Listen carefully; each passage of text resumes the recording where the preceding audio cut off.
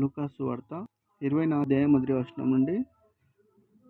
ఆదివారంన తెల్లవారుచుండగా ఆ స్త్రీలు తాము సిద్ధపరిచిన సుగంధ ద్రవ్యం తీసుకొని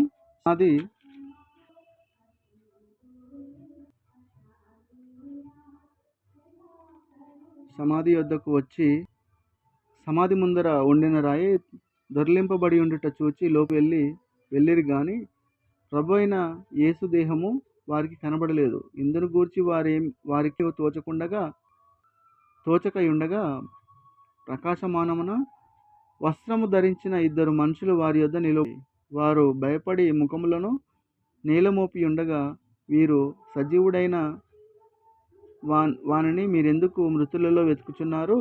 ఆయన ఇక్కడ లేడు, ఆయన లేచి ఉన్నాడు. ఆయన గలిలయలో ఉండినప్పుడు మనుష్య కుమారుడు పాపిష్టులైన మనుషుల చేతికి అప్పగింపబడి సిలువ వేయబడి 3వ దినమందు లేవవలసి ఉన్నదని ఆయన మీతో చెప్పిన మాట జ్ఞాపకం చేసుకొనడని వారితో అనిరి. అప్పుడు వారాయన మాటలు జ్ఞాపకం చేసుకొని సమాధి యొద్ద నుండి తిరిగి వెళ్ళి ఈ సంగతులన్నీ 11 శిష్యులకును తక్కిన వారికి అందరికీ తెలియజేసిరి. ఈ సంగతులు అపోస్తలులతో చెప్పిన వారెవరనగా మగ్దలేనే మరియయు,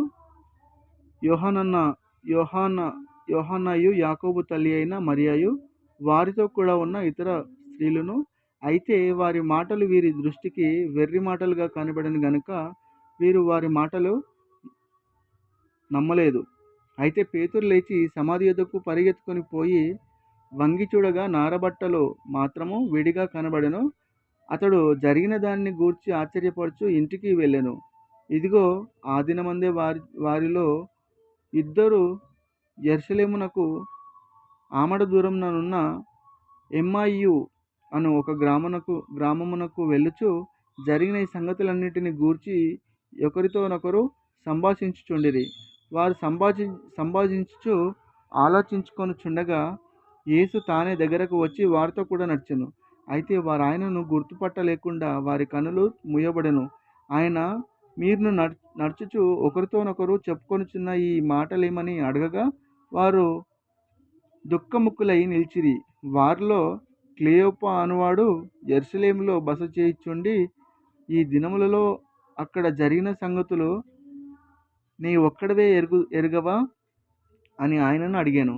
ఆయన అవి ఎవని వారిని